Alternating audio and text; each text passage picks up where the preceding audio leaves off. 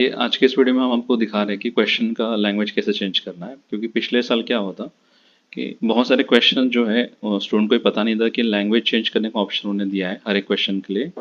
और वो क्वेश्चन पहले कैसे थे, पुराने समय में कैसे थे क्वेश्चन, समझो हिंदी में पहले आते थे, फिर उनके ऑप्शन थे, फिर उसके बाद में इंग्लिश, फिर उसके ऑप्शन।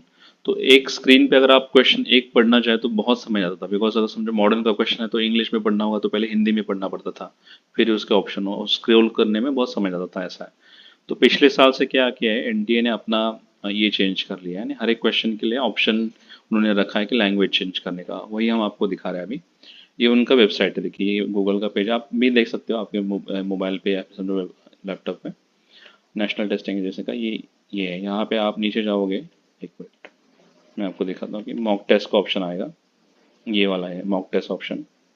यहाँ पे आप मॉक टेस्ट का ऑप्शन निकाल सकते हो। फिर इसमें फिर एग्ज़ाम आपको कौन सा देना है वो आप चॉइस कर लो।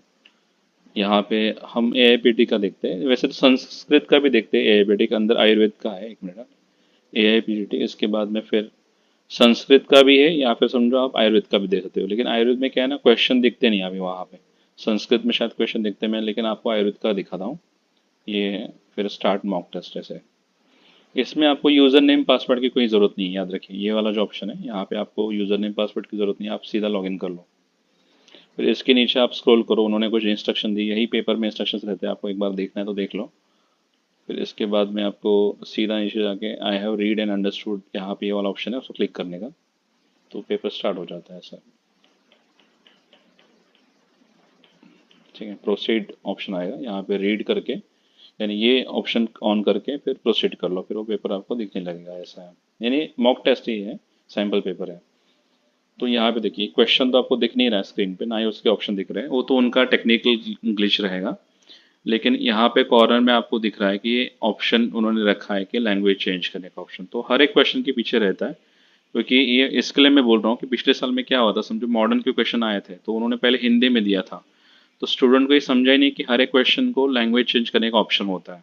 और वो कॉर्नर पे उनका यानी वहाँ पे नजर ही नहीं गया था। बिकॉज वो यहाँ पे तो अभी सामने दिख रहा है, लेकिन फाइनल एग्जाम में शायद वो बहुत कॉर्नर पे रहता था, इसलिए वो ऑप्शन उनको पता ही नहीं था। ऐसा तो याद रखिए कि हर एक क्वेश्चन को लैंग्वेज चेंज करने का ऑप्शन यहाँ पे जाके आप क्लिक करके उसका लैंग्वेज चेंज करो। यहाँ पे उन्होंने दिया नहीं कि हिंदी इंग्लिश ऐसा, लेकिन फाइनल में रहता है। ठीक है। उसके बाद में ये चार पांच ऑप्शन हम पहले भी आपको एक्सप्लेन कर चुके हैं, लेकिन मैं यहाँ पे एक्सप्लेन करता हूँ। देखिए ये एक साथ आपको 120 क्वेश्चन यहाँ पे दिखेंगे ऐसे। यहाँ पे 100 है, लेकिन 120 है फाइनल में। तो इसके चार पांच कलर कोड है। आपको ये भी पता है कि पहले भी मैंने बोला किसी वीडियो में कि अगर आप किसी भी क्वेश्चन को अगर समझो विजिट ही नहीं करते तब तक वो वाइट रहता है। समझो किसी क्वेश्चन को आपने ओपन कर लिया लेकिन उसका आंसर नहीं दिया, यानी आपको समझो थोड़ा डिफिकल्ट लग रहा है, तो रेड बन जाता है। यानी उनके अकॉर्डिंग ये उनके कलर कोड है, लेकिन फाइनल एग्जाम में भी थोड़ा कलर कोड कभी चेंज होता है, कभी कभी ये भी सॉफ्टवेयर चेंज हो जाता है। लेकिन एक जनरल आइडिया है, इससे आपको आएगा कि नॉट आंसर्ड, इसका मतलब है आपने क्वेश्चन को ओपन कर लिया लेकिन इसका आंसर नहीं दिया तो नॉट आंसर्ड है, रेड कलर आएगा। आंसर कर लिया तो उसका ग्रीन हो जाता है। फिर इसके बाद एक ऑप्शन होता है कि mark for review and next, ये वाला ऑप्शन यहाँ पे देखिए स्क्रीन पे मैं जो कर्सर दिखा रहा हूँ कि अगर आपने क्वेश्चन ओपन किया और उसका समझो आपने आंसर नहीं दिया, बस आपने रिव्यू के लिए रखा, तो ये वॉयलेट बन जाता है ऐसे, मार्क फॉर रिव्यू। और एक होता है कि आपने क्वेश्चन का आंसर भी दिया यानी ओपन करने के बाद, लेकिन फिर भी आपको लगता है कि ये रिव्यू के लिए रखना चाहिए, तो फिर save and mark for review होता है, ये वाला ऑप्शन है save and mark for review. तो ये आपको फिर वो क्वेश्चन ऐसे दिखेगा कि वॉयलेट है कलर, लेकिन उसके साथ एक ग्रीन डॉट है, यानी आपने आंसर दिया है लेकिन आपने रिव्यू के लिए फिर से रखा है ऐसा। तो ये फाइनल याद रखिए, जैसे पांच कलर कोड है।